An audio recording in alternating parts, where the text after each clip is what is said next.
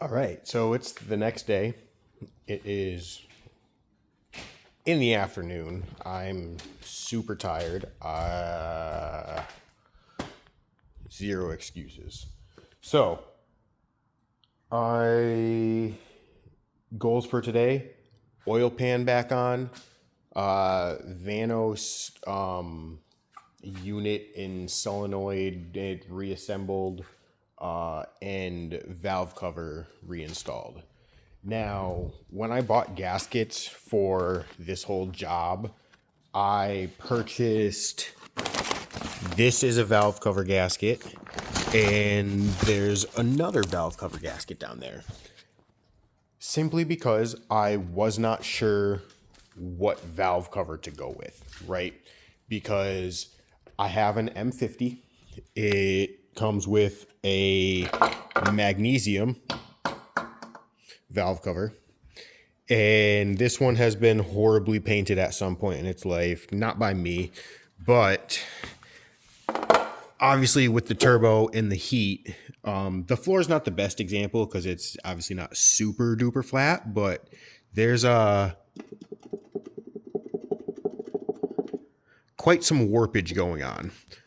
On top of the warpage, if you look at some of the studs for the coil packs, you'll notice that some of them are higher than others because the threads that are holding the studs into the cover are broken, or not broken, but corroding and stripping out from their old age, right? Now, there's not really a good, cheap option for replacing the M50 valve cover, right? So, everything that I read online says you can use an M52 valve cover with your M50. And I was like, all right, cool, makes sense, that's sweet. You just have to obviously get the correct gasket kit for the correct valve cover, because if you'll look at how the gaskets are slightly different cover or gaskets for the covers. But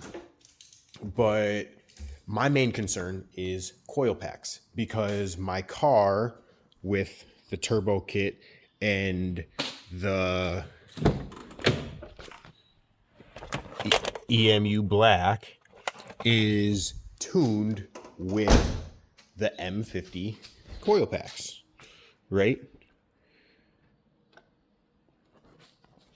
Now, I don't want to have to get a new tune, so I was figuring I can just use the M50 coil packs with an M52 cover. Well, this is actually an S52, but either way, regardless, it should fit, right?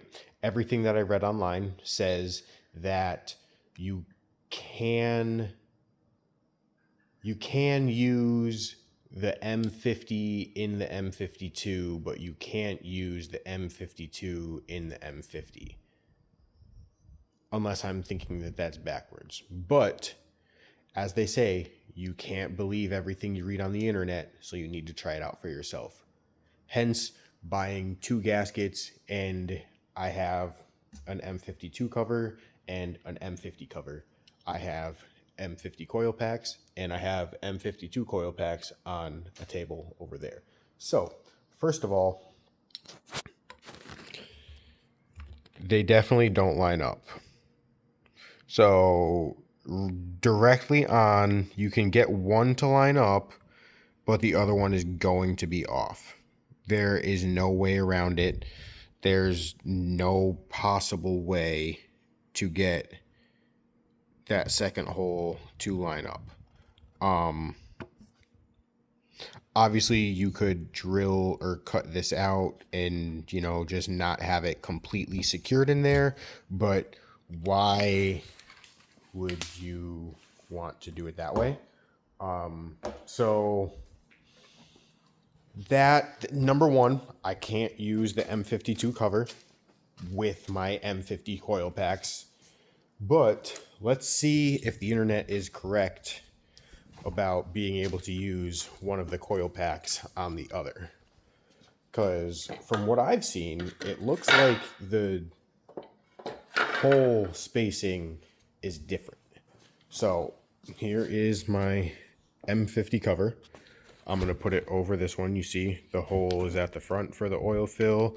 The hole is back at the back for the oil fill. I set it right on top. I'm just going to line up these holes for ease of putting this through here. And it goes this way. And let's see. It does not line up. It does not go through the studs.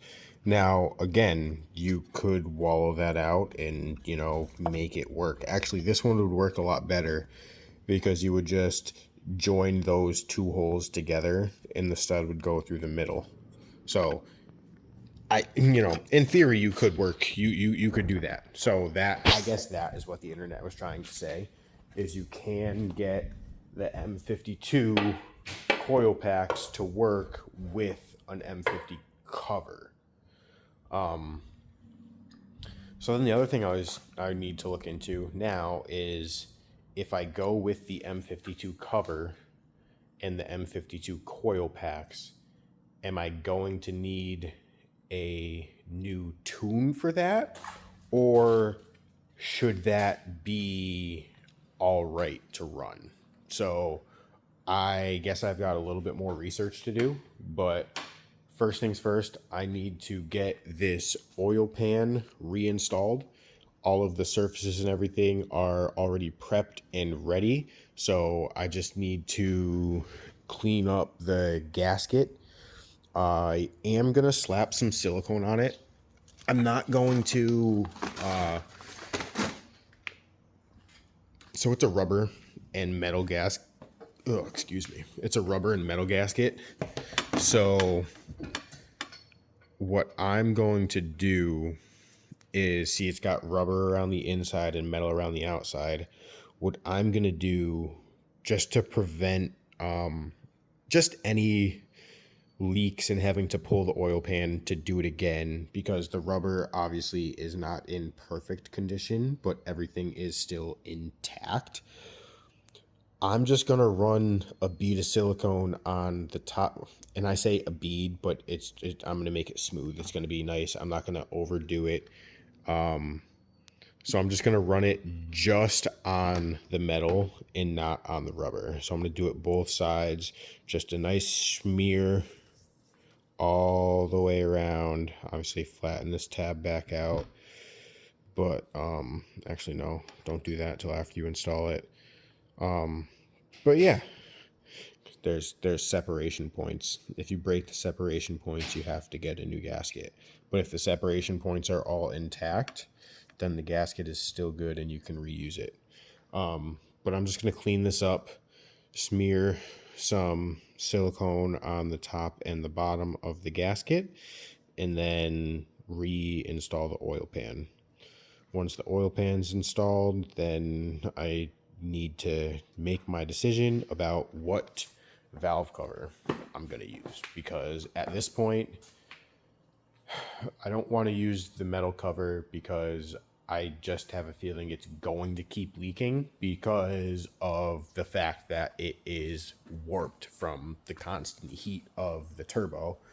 Now, I know the plastic ones are prone to failure because of melting, but they are readily available.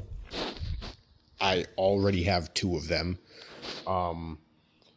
So in the case that I get a valve cover leak, I could literally do the valve cover gasket at the track and fix the leak and be on my way, versus having the metal cover where I can buy a used cover and hope that it works and hope that none of the studs are stripped out and hope that it's not warped. But I'm going to end up in the same situation where I'm in now, where They are all 30 years old and are needing a lot of love.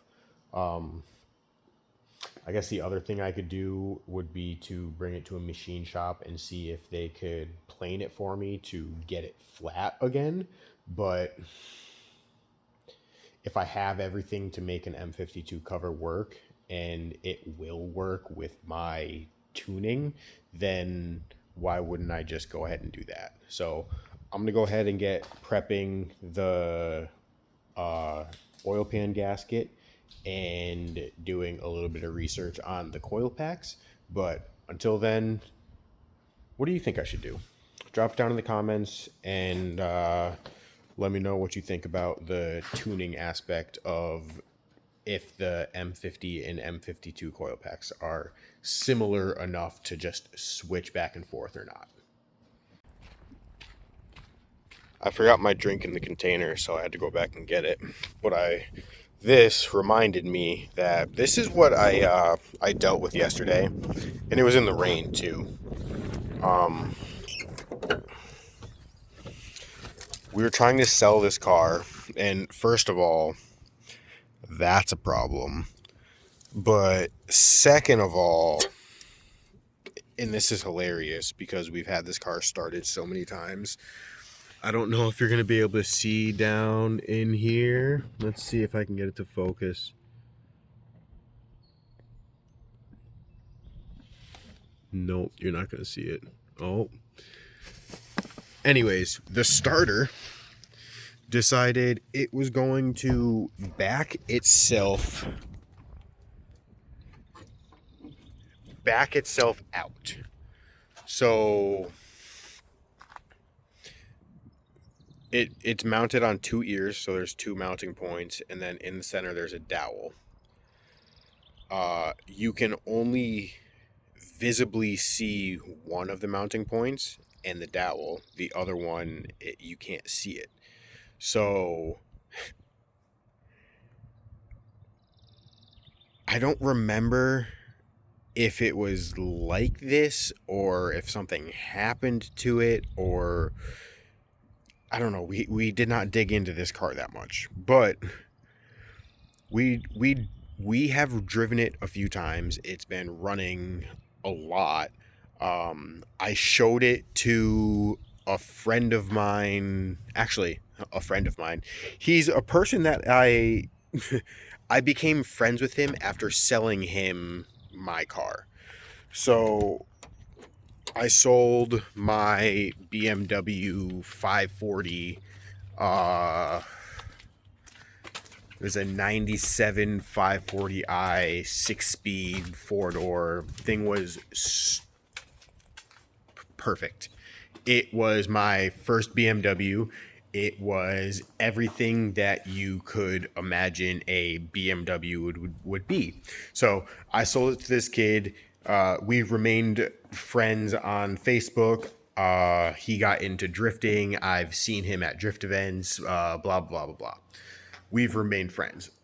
So Louis has a lot of cars, obviously.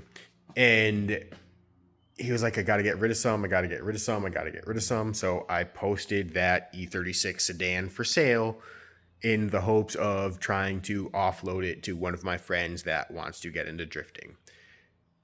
It kind of worked, but not in the way that I wanted it to, in the sense that it was going to a friend, but it was going to the friend of a friend who wanted to get into drifting or get back into drifting or something along those lines.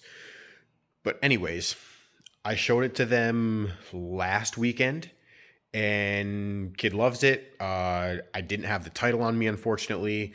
So he was like, I'm gonna, we'll meet up another time when you get the title. It's all good, whatever, blah, blah, blah, blah. I get the title. He was supposed to come yesterday when I was here working on my motor, and all of a sudden, the car decides that it does not want to start. It sounds like the starter is grinding on the flywheel. And I'm like, what? Like, the starter's working, so like it has power, it's getting power, it's doing what it's supposed to do. Is it like not going out far enough, or like did the starter back out? Because I remember when I was doing the clutch, there was an issue with, I think that starter only had one mounting bolt. I think that that was the issue all along. And I was like, I don't know that this is going to work, but it did work. So we didn't fix it. You know, don't fix it if it's not broken. And yeah, so all of this time for it working and it not giving us any problems, I put a 235 rear tire on it yesterday, and I was just driving it around the parking lot, making sure that it wasn't going to rub so that they could drive the car home. I let the car get up to operating temperature. I drove it around. I turned it off. I trimmed the panel that needed to be trimmed so the tire wouldn't rub. Uh, I fired it back up. I drove it around. Then, when the next day came, when they came to pick it up, they went to fire it up and it turned over like 3 times. And the starter was just like, not that it died, but it was just like grinding on the flywheel. So it backed itself off. And I looked up in there with a flashlight, and sure enough, the starter, being held on by one bolt, pushed itself off of the dowel that holds it centered, and it backed off enough and rotated enough because of the torque of the starter trying to spin that it wouldn't go back onto the dowel. So I need to put a new starter on that car. Now, the guy didn't say he wants me to put a new starter on it. He said he's going to put a new starter on it, but I just don't want to give him a reason to try and haggle. I feel bad that, you know, the car died when he came to pick it up or wouldn't start when he came to pick it up, but that's just project cars. That's buying a project car from somebody. That car is literally a project car that we bought from somebody else, and it was their project car. So I told him straight up, I was like, I don't know a lot about this car. All I know about the car is the things that I have touched. That's it. I was like, it seems like a good car. It's ready to go to a drift event. I don't know what's going to happen at the drift event, but it's ready to go to a drift event. Like, we've went down the parking lot and drifted it around the parking lot, and it's been good, except for it needs a clutch fan. It will overheat. So that's all that I know. But when he came to pick it up, and he was so excited, he was like, I don't even care. It's a project car. It's a drift car. It's going to be perfect. It's just right for me. And of course, when he comes to pick it up, the starter decides to shit itself. It's just, cars are so sick, dude. I love them. But anyway, that's enough talking. I need to get to work, because this is exactly why I am so tired, because all I did yesterday was talk. I did not get enough work done. Granted, I did timing cover off, cleaned, fixed, reinstalled, and that is all good to go. But now I still need to finish up the bottom of the motor with the oil pan. Because honestly, once I get the oil pan reinstalled, then I should be good to put the thing back in place, because I can do everything else that's on the top of the motor while it's in the car. Not that I want to do that, but if it comes down to it and I need to put the motor in sooner rather than later, everything else that I can do can be done in the car. So I'm going to stop talking. Okay, so oil pan is on.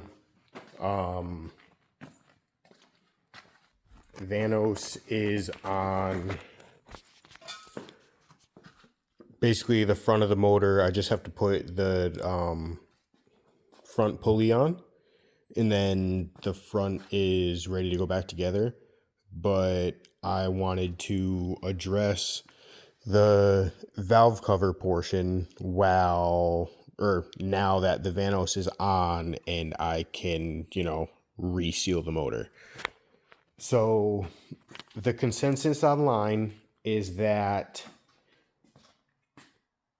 the coil packs are interchangeable, meaning electrically, I don't need to change anything in the computer for it to run the OBD2 coils versus the OBD1 coils. The OBD2 coils also plug right into the OBD1 plug. So that is not an issue. The only thing that's going to need to happen is I'm going to need to trim some of the cover. I think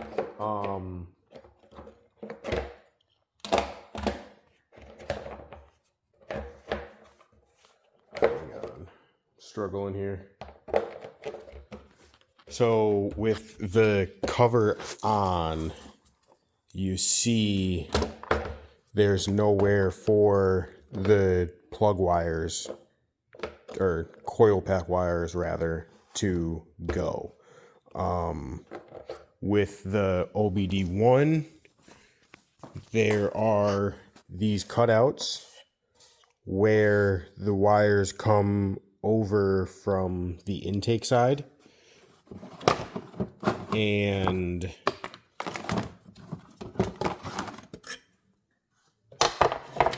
whoops, that's backwards. And there are cutouts for the wires to go through. See?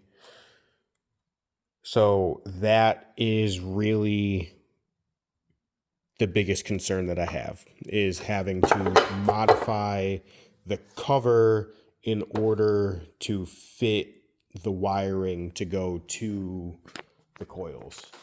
Now, that's really not that big of a deal to me because I run this metal plate anyways, and that metal plate mounts to the valve cover, and it protects this portion of the valve cover from the heat from my exhaust because the downpipe runs up over that. So you can see the heat wrap imprint on the paint here. So it's just a piece of metal folded up. It's gold, so it's supposedly reflects heat, and it has heat wrap on the inside of it. I think I'm going to replace the heat wrap. It feels awfully oily from, just having a valve cover leak. And if there's anything you don't want to have on your car, it's oily heat wrap. So probably replace that heat wrap. But that's not a big deal. That can go on after I do the valve cover. Yeah, so basically I'm just ready to do the valve cover now. I've got this cover for the intake. I think it goes this way.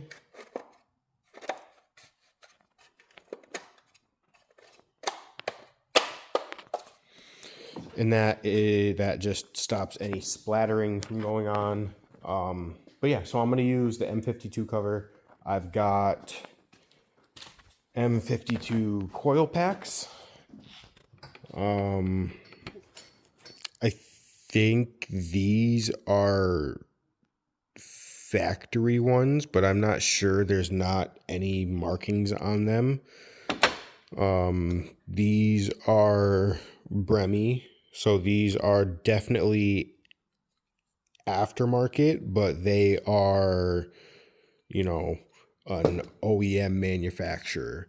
But I only have 4 of those ones. So just for the sake of looks, I'm going to try out these 6.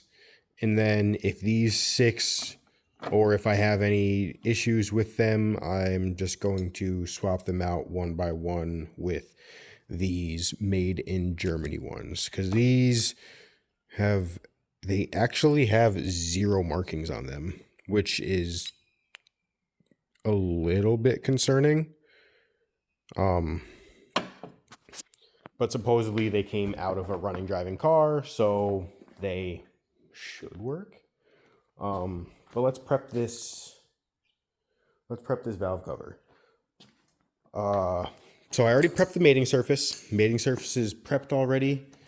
It's already been wiped down. It's clean and dry. I mean, obviously I can't really get in here. So what I'm going to do is just, again, go over any like real dirty spots with any silicone just to make sure that it does seal up good.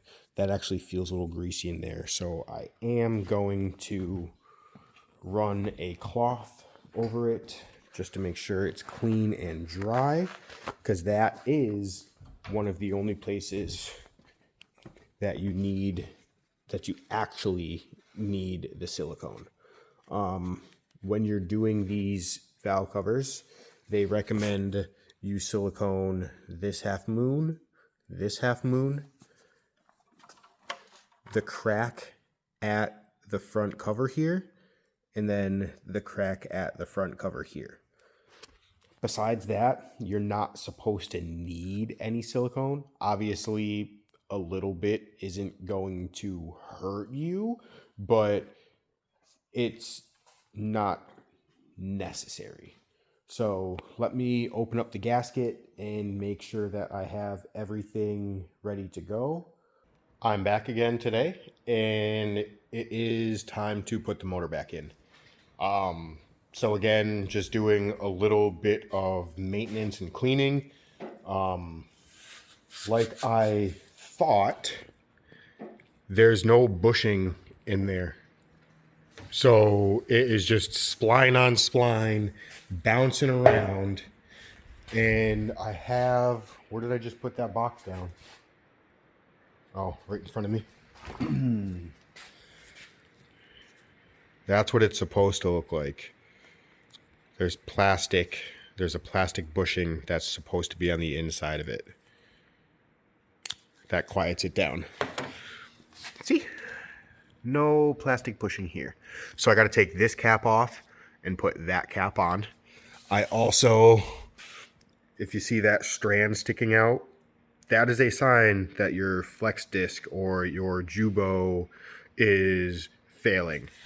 So even though it doesn't look all that bad, I'm just going to swap it out because I have another one.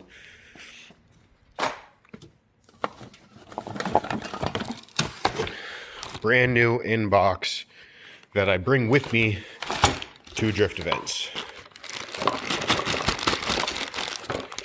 All right, so we got a brand new flex disc. We got a new bushing for the drive shaft. And then I've got these poly trans bushings to replace these poly trans bushings, these are actually eBay or Amazon Chinese trans bushings, and they are supposedly just a solid chunk of aluminum with some polyurethane around them. So when I put these on and take those off, I'm curious to see what the insides of those actually look like, because they definitely feel like a solid bushing. So flex disc, trans bushing, drive shaft spline cap. I don't even know what this is supposed to be called. And then I've got a new steering shaft to replace this one. So once I do those things, the motor is ready to go in. Although I need to clean that and I need to clean that. Once all of those things are done, then the motor's ready to go in. So it's a pretty exciting day. But I'm going to stop talking. I'm going to get to it because I would like to have this done sooner rather than later. Just as I thought. It's cracking around that one, and it's cracking around that one. And this one is definitely starting to fail as well. So, better to be safe than sorry. Chuck it in the trash. Well, the deed is done.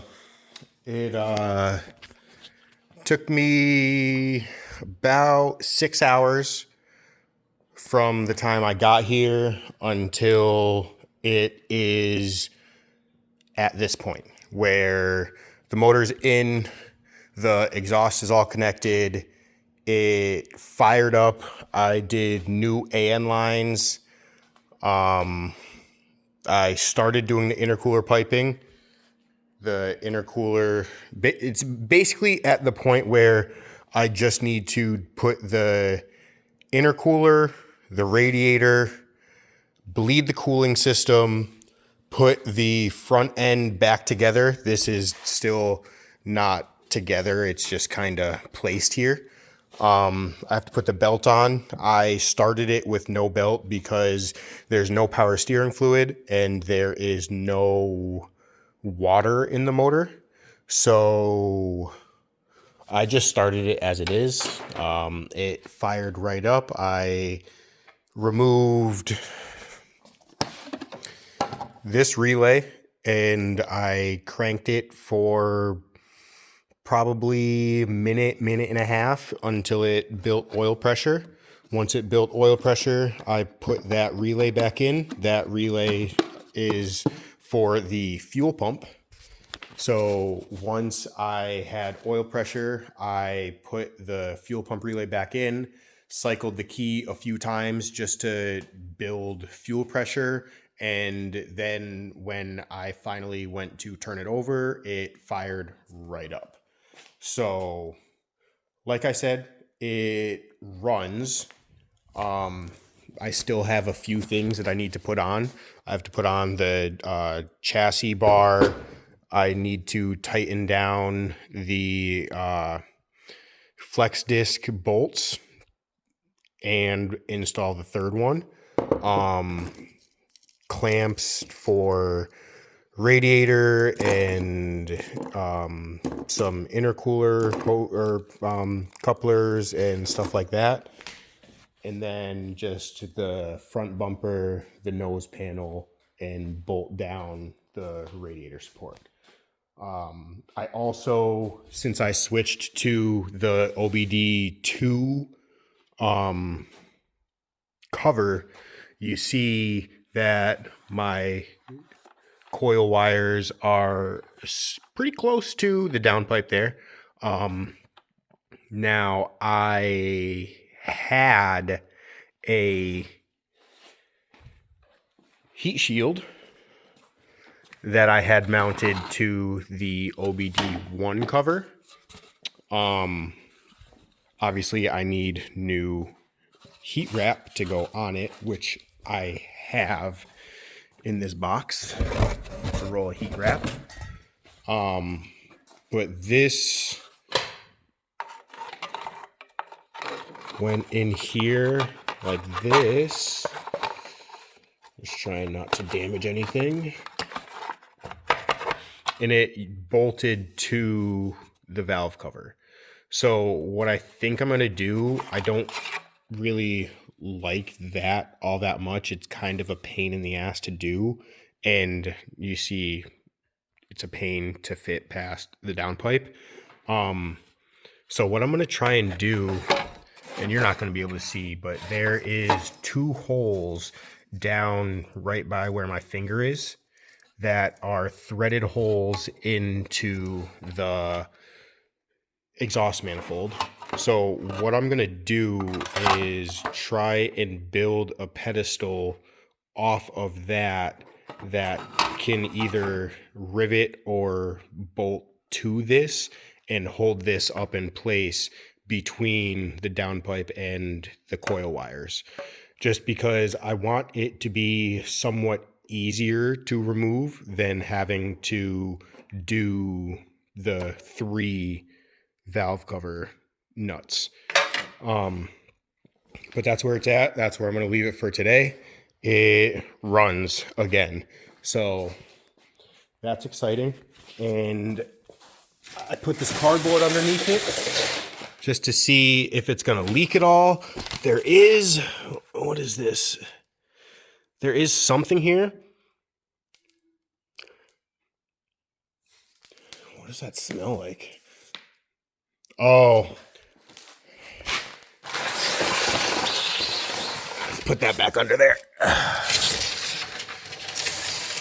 That is, I sprayed a bunch of silicone on this spring area for the throttle body, because when I put it back on and I opened the throttle, it just held wide open. So I lubricated it, I moved it around a bunch, made sure that it's going to work properly, and there's just a remnants of that silicone dripping down off of the motor onto the ground. Honestly, that definitely scared me a little bit, because like I just took the motor out and resealed it. What could it possibly be leaking?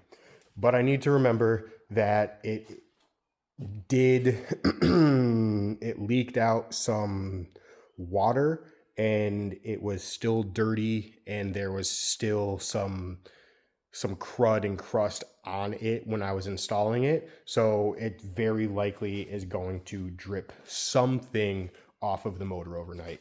I just put the cardboard under it so I can see what it is, if anything does end up showing. So I'm excited.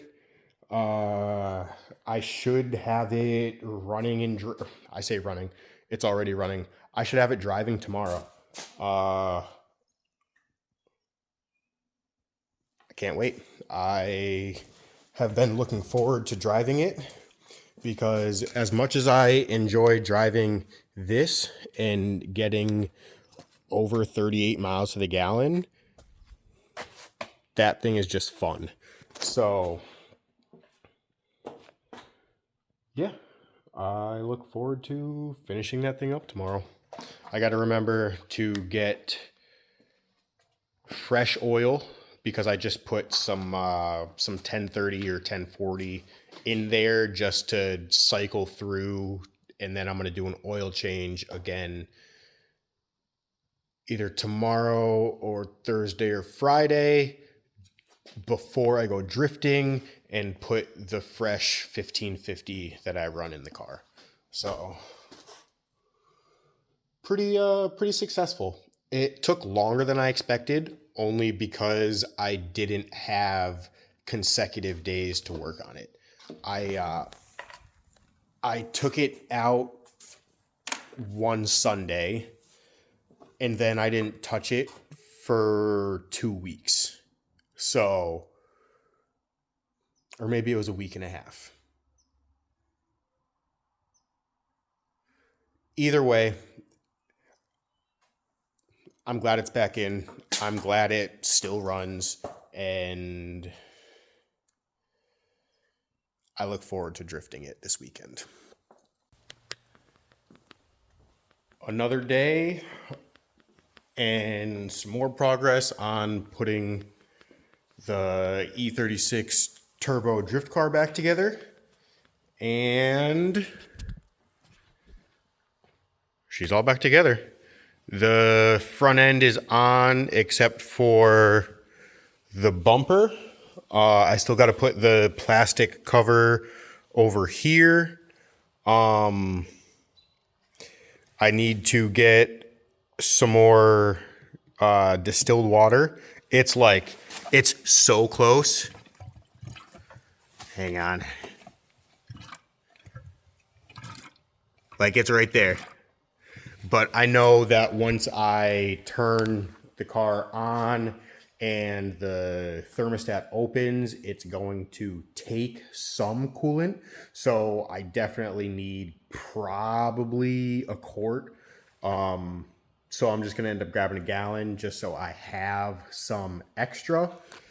Also, before I bleed the coolant, I need to put some ATF in the power steering fluid reservoir. And that is it as far as putting the motor back together. Yeah, it's basically ready to drive. I do need to go under the car and do this chassis brace bar. Got the 2 bolts for that, 1, 2. And then I also need to re-hook up my reverse lights. That is the one plug that I forgot to disconnect when I pulled the motor and the transmission. Now, this car was originally an automatic car, so the plug on the transmission is actually going into the chassis and connects to the automatic shifter harness. Obviously, I forgot about that one, and it broke the connection. So it's just 2 wires. I just need to put it in reverse and see which way the wires go, because obviously I didn't color code the wires. So I need to just double check and see which is on and which is off, and then reconnect those 2 wires. And also I need to tighten the bolts for my flex disc to transmission and put the 3rd one in, because the way the car was sitting when I dropped the motor in, I could get to 2 of the holes to put the bolts in, but the 3rd one was on top and I couldn't reach it. And with the back tires on dollies, I wasn't able to just spin the tires. Obviously, I could have just jacked up the rear end, taken the rear tires off of the dollies and spun it and done it that way. But if I'm being honest, I was tired of laying on the ground to work on the car, and I have access to a lift. So I figured I might as well just save the undercar stuff for until I put the car on the lift. That way I'm not laying on the floor, because by the time that I was starting to put the car together, this is what the floor looked like. I just finished cleaning it, and I mean, it's still a little dirty. There's a lot of stuff in here, so I didn't really do a super good job cleaning it, but I just wanted to make the floor not as slippery, because that's not cool. Let me wipe my feet before I walk on this clean floor, because that's a lot better. Yeah, but I'm done for the day. I put in, I think, another like 2.5, maybe 3 hours trying to button this thing up. It's always takes more time putting the thing back together than it does taking it apart, simply because I try to be a little bit more meticulous with how things are being put back together, simply for the fact that I don't want to have to take it apart and do it again. But everything seems to be going good so far. I didn't realize that the M-Power cover has different covers. So I need to get 2 of those. But besides that, it's looking good, and I'm honestly super excited to drive it. So I don't know, I'm not sure, I have to test the theory, but I unplugged the injector. I don't know if you're going to be able to see up in here. that plug looks like it's kind of broken. Now I did disconnect them, so in theory that could possibly be my problem. So I just want to go in here and make sure that number 6 gets connected. Yeah, no, that was definitely my problem. It doesn't want to connect.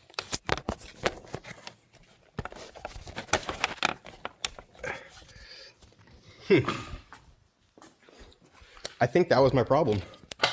I don't think the injector was getting power. Because all these other ones click in, but I don't think that one clicked in. I don't know. Let me try again. It's exactly what the problem was. So the way that those injector clips work is there is a piece of metal. That's the metal clip.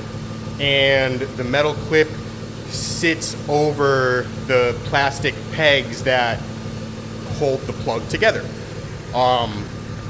Now, the easiest way to release them is to just yank up on it. The metal will spread and you're able to just pull up. So that's how I've always done it. This motor has well over 300,000 miles on it, and it is the original harness. It's also from a 93, so it's literally almost the oldest E36 harness that we can get in America. But that's exactly what the problem was. The metal clip was still there, but the plastic that goes around the injector plug was broken. And the clip was holding the plastic piece from being able to seat all the way down. So now, I don't know if you heard it before when I was revving it, but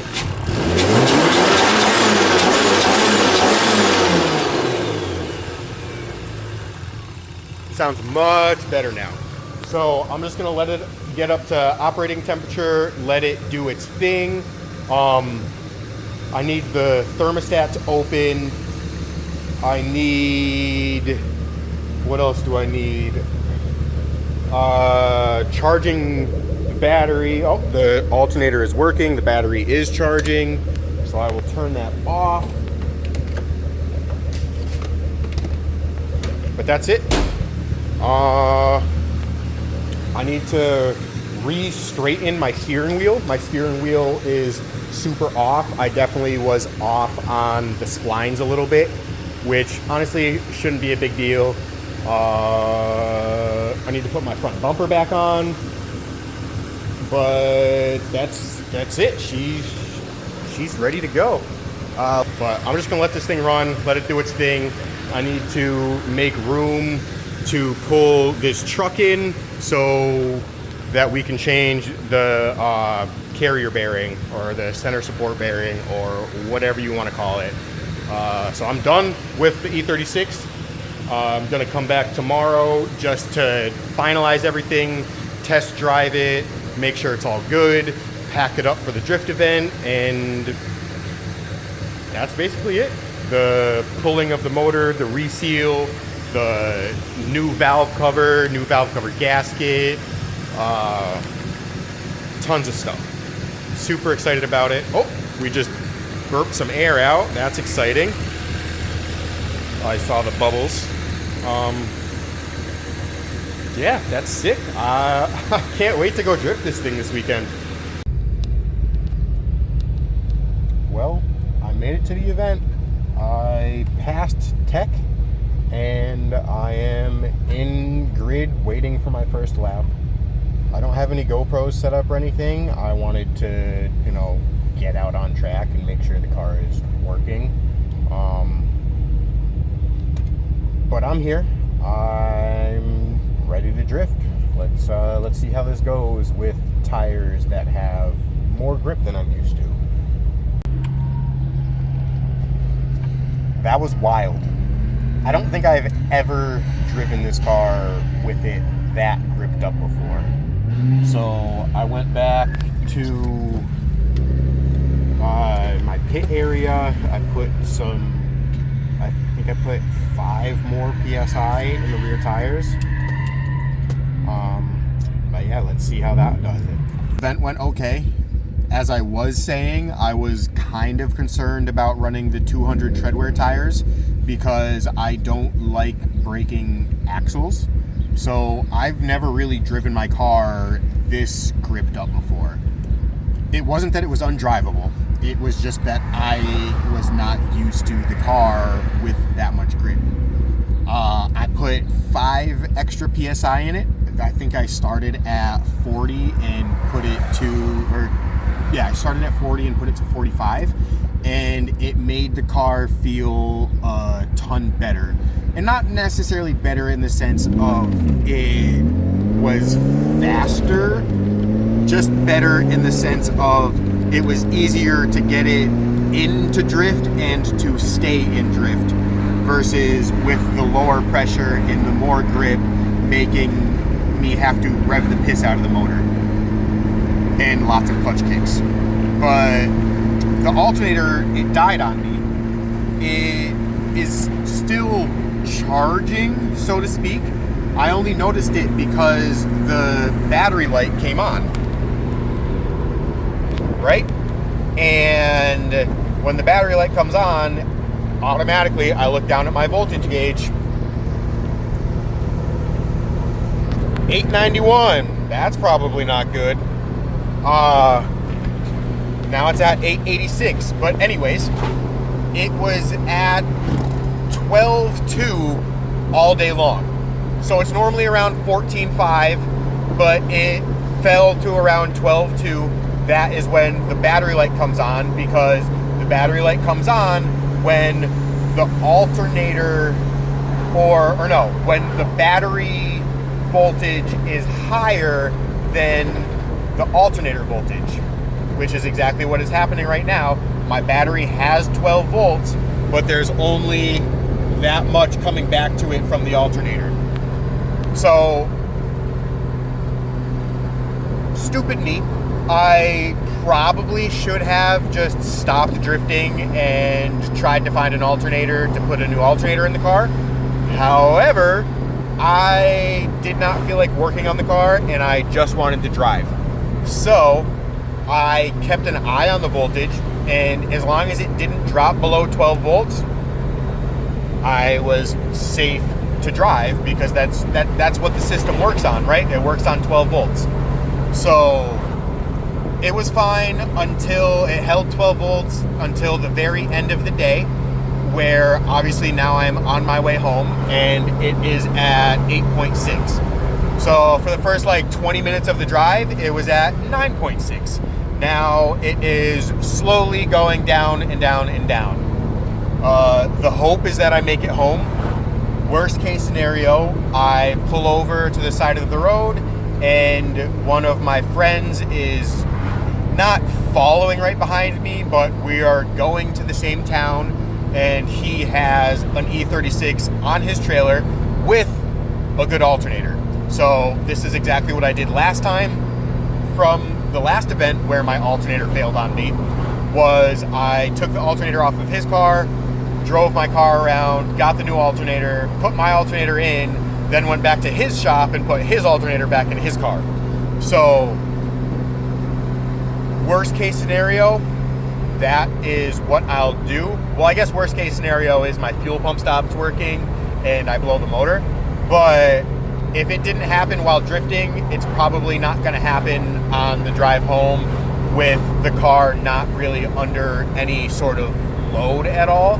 So I'm just trying to not use any electronics, and that's it. I'm just trying to make it home. Worst case scenario, I call my buddy, pull my alternator out, put his alternator in, blah, blah, blah, blah, blah, the whole 9 yards.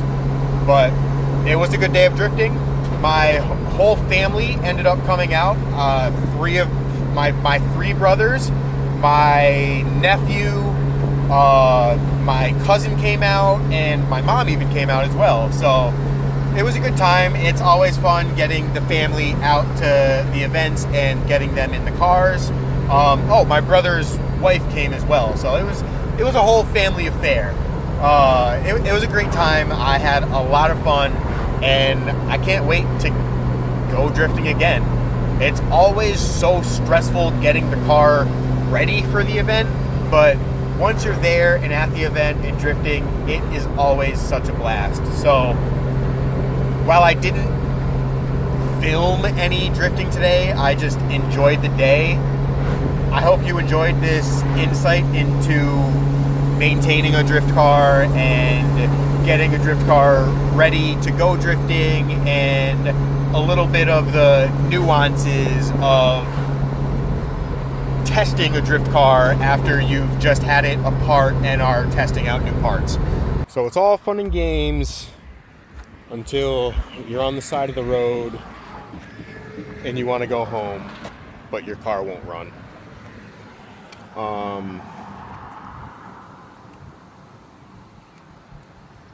Yeah, so this sucks. I am waiting for either AAA or Adam.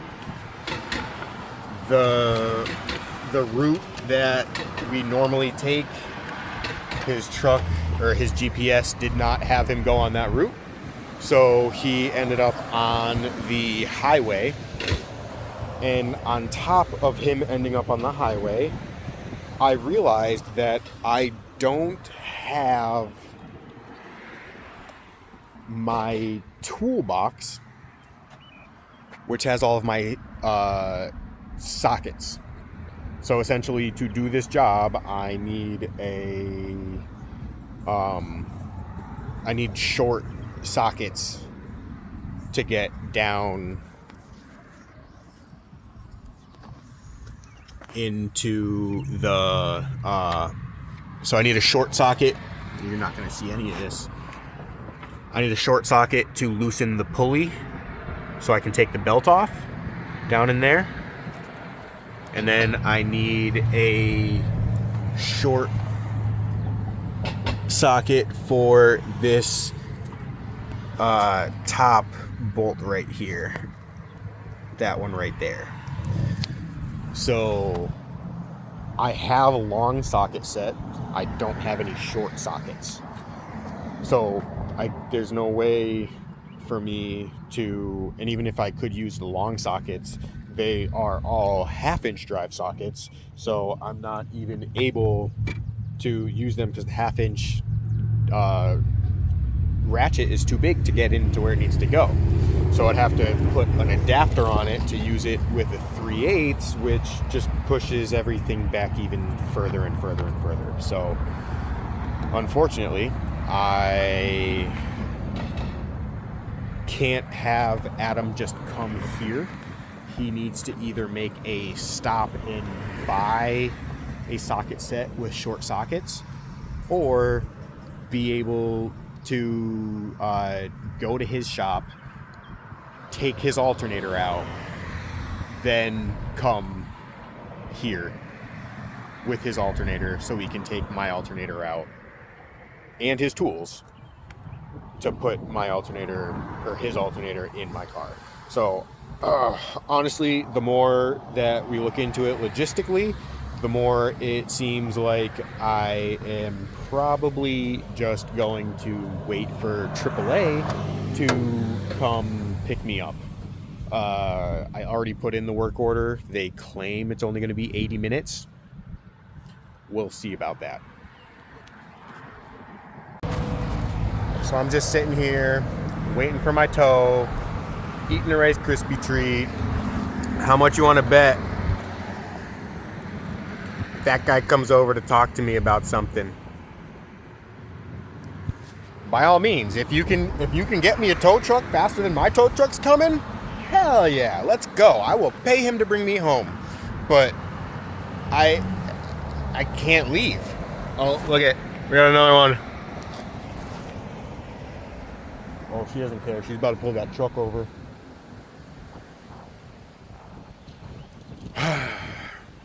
I hate sitting here with a broken car. I'm just waiting for a cop to come up and tell me, hey, you can't sit here, you can't have car meets here, blah, blah, blah, blah, blah, blah. My car's broken. If I could leave, I would. You're making me feel worse than I already do. They're gone. They didn't want to come talk to me. They realized that I'm not doing anything suspicious and that I'm just sitting here and my car's broken down. I actually just... So I made plans. My buddy Adam was going to come with his trailer and we were going to load my car onto his trailer and just drive like back into town. He was going to drop me off at home. But I just got off the phone with AAA and they are actually going to be here in like 15 minutes, which is extremely exciting. Normally they take a ton longer, but I guess it's not a super busy night and I just happen to be in the right area. So just waiting on AAA. Car is ready to be loaded up onto a flatbed and I'm going to get a nice ride in a tow truck. Fun stuff. Drifting is always exciting. There she goes, back into her natural habitat. Let's see how bad we get the bumper.